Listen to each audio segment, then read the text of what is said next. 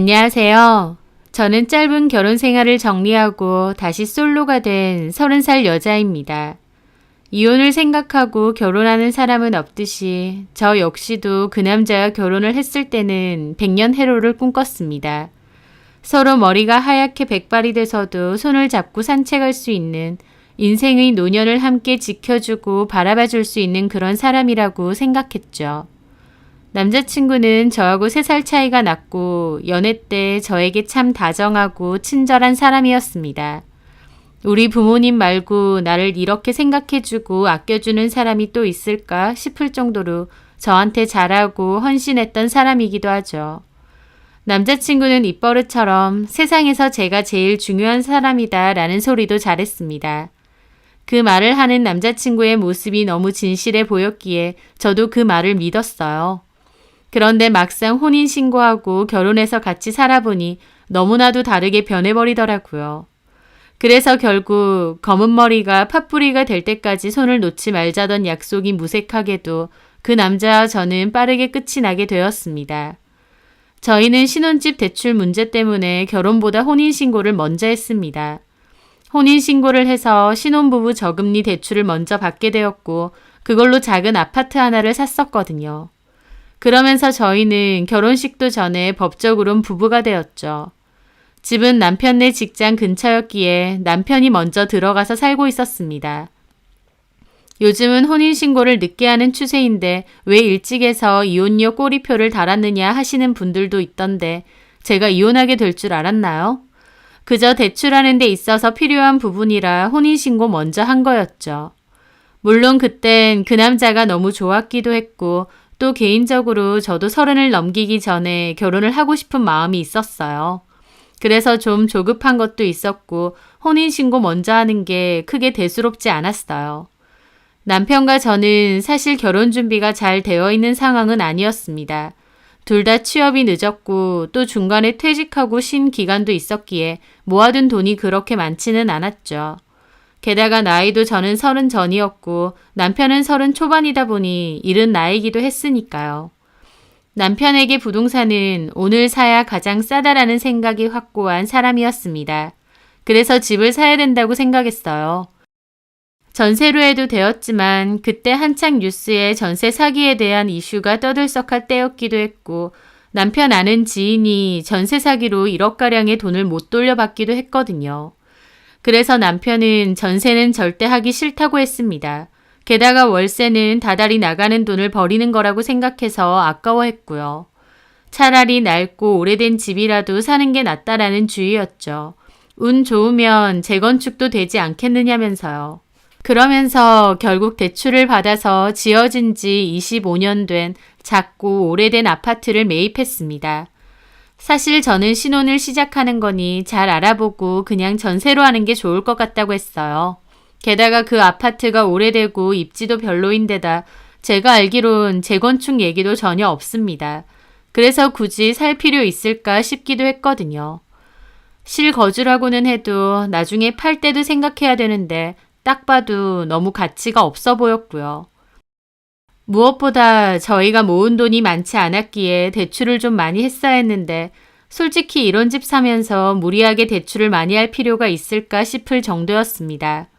하지만 남편은 그 집에 꽂힌 건지 그 집으로 하겠다고 하면서 도리어 나중에 같이 갚으면 금방 갚을 수 있다고 큰 소리 치더라고요.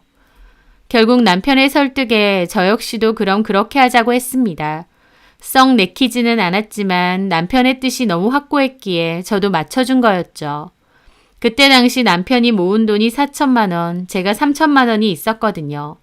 일단 집은 남편 돈으로만 미천 삼아 대출을 거의 풀로 땡겼고 제가 가진 돈은 그 외에 필요한 결혼 자금으로 쓰기로 했어요. 그리고 나머지는 나중에 생활하는 데 필요할 수도 있으니 비상금조로 일단 들고 있기로 했고요. 처음에는 저도 매매를 하는 것에 반대를 하긴 했지만 그래도 한편으론 남의 집 아니고 자가로 시작한다는 게 좀 마음 편하기도 했습니다. 오래되고 낡은 아파트긴 했지만 어쨌든 우리의 보금자리가 생긴다는 것도 좋았고요. 평수는 18평짜리였고 주방도 엄청 작고 화장실도 낡고 오래돼서 작은 곳이었어요. 남편이 올 리모델링은 돈이 너무 비싸다고 해서 부분적으로 시트 바르고 벽지 정도만 발라서 들어갔습니다. 게다가 혼수도 남편이 웬만하면 있는 거 쓰자고 해서 자취할 때 쓰던 거 갖고 왔고 냉장고랑 침대, 화장대 정도만 제 돈으로 새로 샀어요. 집이 좀 좁은 편이라 따로 소파도 못 놓기도 했고 인테리어라고 할 만한 것도 마땅치 않았습니다. 사실 여기서도 의견 대립이 있었는데 저는 어차피 집을 산 거니까 돈을 좀 들여도 리모델링을 해놓고 사는 게 좋겠다 했고 남편은 필요 없다는 입장이었어요. 저도 여자인데 예쁘게 잘 꾸며진 집에서 신혼을 시작하고 싶었습니다.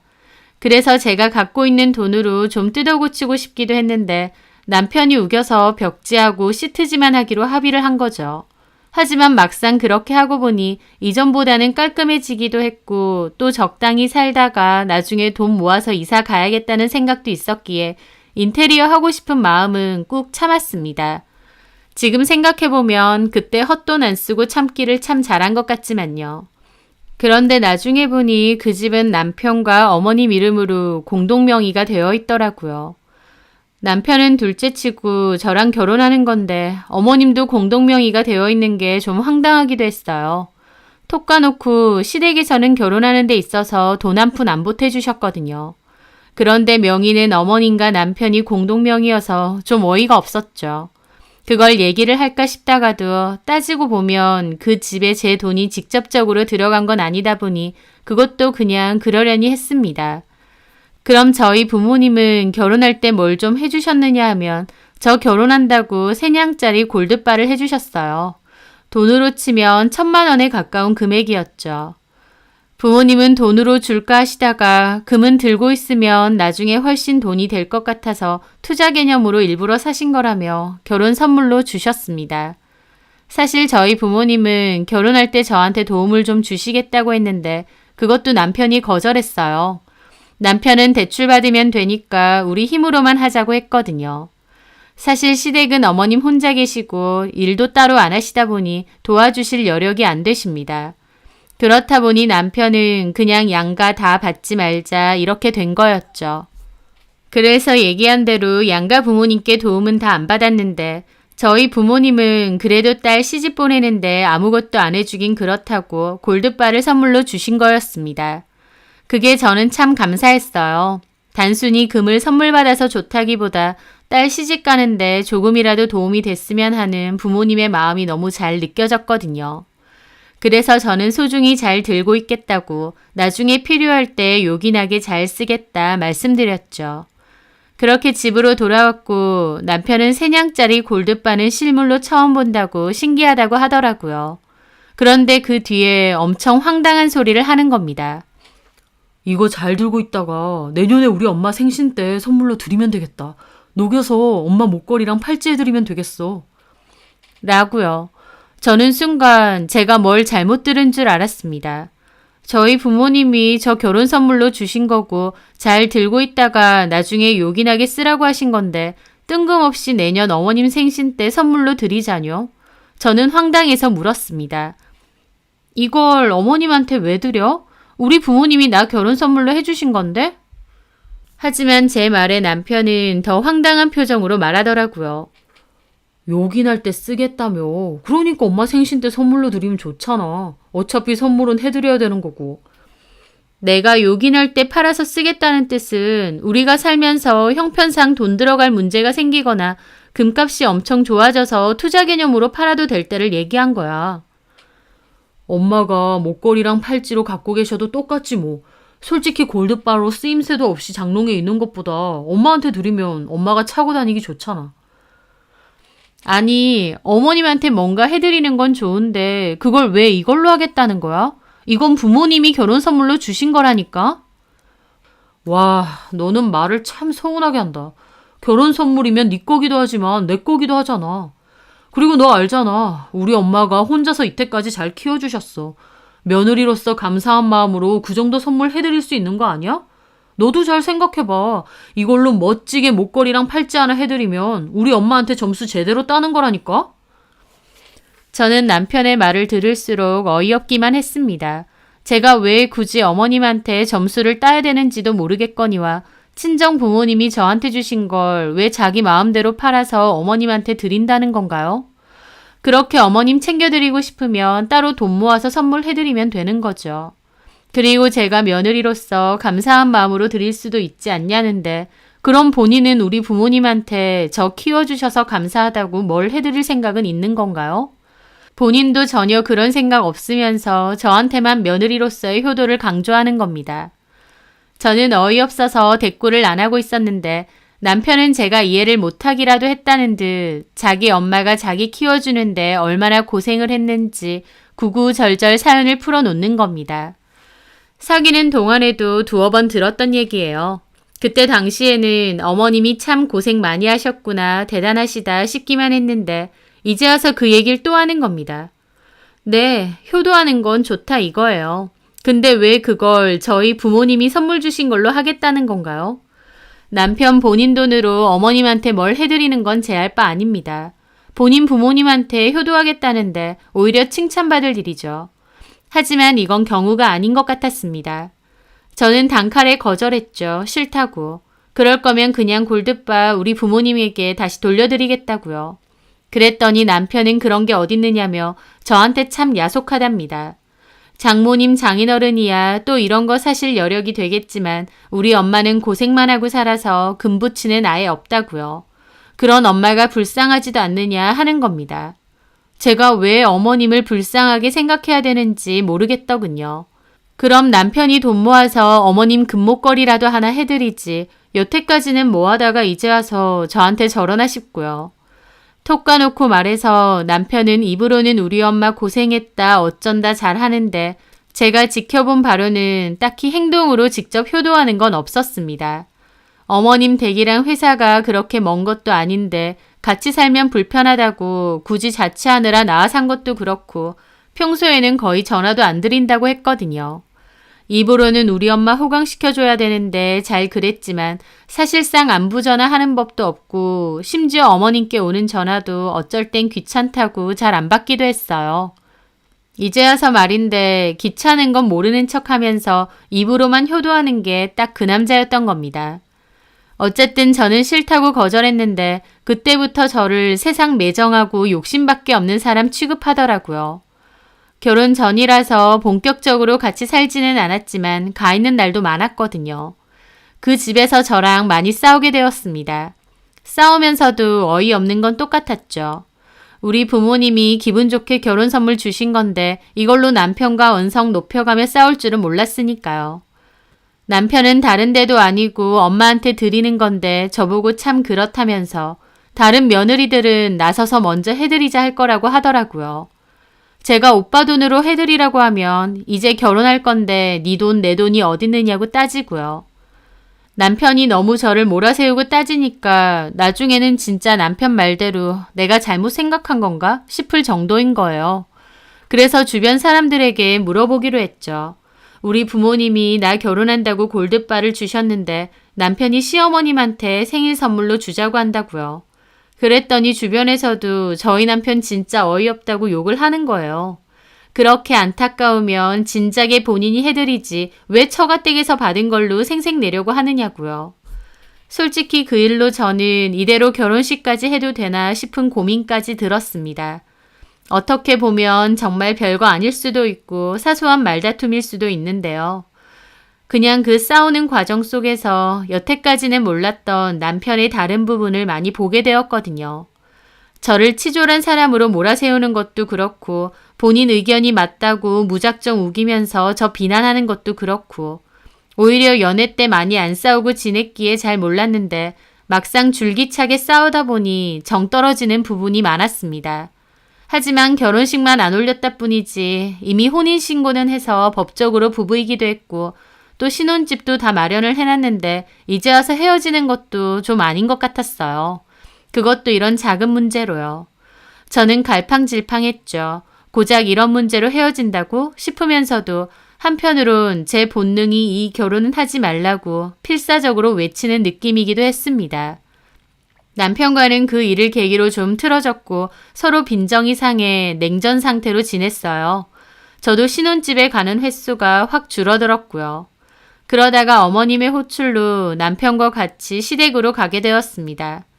거기서 식사를 하게 되었는데 저랑 남편이 평소와는 다른 분위기니까 어머님이 너네 싸웠느냐 물어보시더라고요. 그래서 그냥 아니라고 대답드리면서 차라리 대놓고 여쭤보자 싶었어요.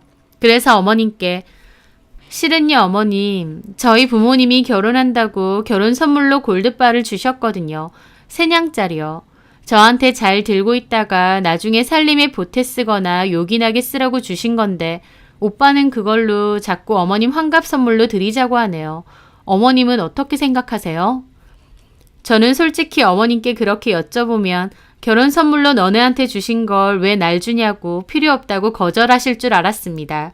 그런데 웬걸? 제 얘기를 듣자마자 어머님 눈이 반짝반짝 해지시는 거예요. 그걸 놔준다고? 세상에, 그럼 나야 너무 좋지. 3냥이면 2냥으로 목걸이하고 나머지는 팔찌하면 되겠네. 아휴, 나도 갖고 싶었는데 너무 잘됐다. 내년 생일까지 기다릴 거 뭐 있어. 그냥 지금 해줘. 내가 맨날 차고 다닐게. 라고 하시는 거예요. 저는 그 순간 좀 벙쪘습니다. 제가 생각한 반응과도 다르기도 했고 제 기준 남친이나 어머님이 너무 뻔뻔하다 싶기도 했거든요. 저희가 그냥 선물로 드린다고 한 것도 아니고 부모님이 결혼 선물로 주셨다고까지 한 건데 바로 저렇게 당장 달라고 하실 줄 몰랐습니다. 톡 까놓고 저도 그간 몇 번 어머님을 뵈러 온 적이 있는데 제가 선물을 사들고 오면 선물에만 관심이 있으시고 저는 뒷전이실 때가 많았어요. 그래서 저도 어머님이 참 선물을 좋아하시네 서운했던 적도 있었고요. 그러다가 한 번은 급하게 가느라 선물을 못 사간 적이 있는데 너무 티나게 실망하고 싫어하시는 거예요. 그때 이후로 무조건 선물은 사들고 오려 했습니다. 그날도 어머님 드시고 싶어하는 과일을 잔뜩 사서 갔었고요. 근데 입장 바꿔서 저는 어머님한테 몇천 원짜리 머리핀 하나 받은 적이 없습니다. 어머님도 비싸거나 거창한 거 아니라도 조금이라도 저에게 마음 정도는 표현해 주실 수 있지 않나요? 그런데 그런 거 전혀 없습니다. 어머님의 반응을 보고 가만 돌이켜 생각해보니 남편도 비슷한 것 같았어요. 사귈 때도 본인은 저에게 좋은 거 선물 받고 싶어 하는데 정작 제 생일 때에는 참 필요 없고 쓸데없는 것만 잘 줬거든요. 예를 들어 본인은 특정 브랜드 지갑이 갖고 싶다고 저한테 구체적으로 말하는데요. 그 지갑이 보통 40~50만 원 정도 하면 저는 기억해뒀다가 사주거든요. 그럼 본인도 최소한 비슷한 선에서 저한테 선물을 줘야 되는 거 아닌가요? 제 생일 때 뜬금없이 잘 입지도 않는 싸구려 잠옷을 사주질 않나, 고민형을 사주질 않나, 돈으로 환산하면 5만 원, 10만 원도 안 되고요. 그때는 워낙 좋아하기도 하고 저 생각해서 선물 사주는 거니까 굳이 돈 가지고 비교하지 말자 애써 생각하기도 했는데 이제 와서 보니 남편도 어머님도 자기들 것만 챙기려 하는 게 너무 눈에 보이는 겁니다. 뭔가 제 속에서도 정이 떨어지는 게 뭔지 몸소 느껴지더라고요. 그렇게 집으로 돌아오는 차 안에서 남편은 싱글벙글해서 이제 생각이 바뀌었냐고 그럼 엄마 내년에 드리는 줄 알겠다 하더라고요. 저는 짜증나서 말했습니다. 나는 어머님이 저렇게 나오실 줄 몰랐네. 그걸 왜 날 주냐 하실 줄 알았어. 그럼 너 진짜 주지도 않을 거면서 엄마 떠보려고 했다는 거야? 너 진짜 치사하고 못됐다. 어머님이라도 안 받겠다고 하시면 오빠도 단념할 줄 알았지. 야, 너 시어머니를 그런 걸로 떠보냐? 진짜 치사하네. 솔직히 3냥이라고 해도 돈으로 치면 1,000만 원도 안 되잖아. 그거 가지고 더럽게 생색내네. 저는 그 말에 입이 떡 벌어졌습니다. 남편은 이제는 감추지도 않고 저한테 완전 함부로 말하는 거예요. 야야 거리면서. 사귈 때는 그런 모습이 없었기에 너무 놀랐죠. 기가 막혀 있는데 남편이 또 하는 소리가 가관이더라고요. 됐다. 너도 우리 집 오지 마. 뭐라고? 내 돈으로 산 내 집 아냐. 거기 안에 들어가는 것도 원래 내 거고. 네가 그깟 금으로 이렇게 치사하게 나오는데 누구는 그렇게 못해서 안 하냐? 우리 집 오지 말라고. 정말 너무 유치해서 말도 안 나오더라고요. 저는 알겠다고 앞으로 안 가겠다고 친정 앞에 세워달라 했습니다. 앞으로 안 갈게. 근데 그렇게 치면 거기 들어간 침대하고 냉장고는 내 거니까 쓰지 마. 나중에 가지러 갈 거니까 손도 대지 말라고. 저도 이렇게 유치하고 치사하게 나오고 싶지 않은데 자꾸만 그렇게 싸우게 되더라고요. 남편은 한술 더 떠서 내가 왜 너네 집까지 데려다 주냐고 여기서 내려서 알아서 가라는 겁니다. 저는 진짜 뭐 이런 인간이 다 있나 싶어서 바로 내렸어요. 그리고 그 길로 택시 잡아 친정으로 갔죠. 엄마 아빠가 식사는 잘 하고 왔느냐 하시길래 씩씩대며 말했습니다. 저는 솔직히 제가 그렇게 얘기하면 저희 부모님이 왜 그렇게 유치하게 구냐고 적당히 화해하라고 하실 줄 알았어요. 그런데 오히려 저희 부모님이 더 기분 나빠하시면서 뭐 그런 개념 없는 인간이 다 있냐고 화를 내시더라고요. 금만 해도 우리가 널 준 거지 너네 시어머니 쓰라고 준 거냐고 그걸 왜 자기 마음대로 준다 만다 하냐고 하시고요.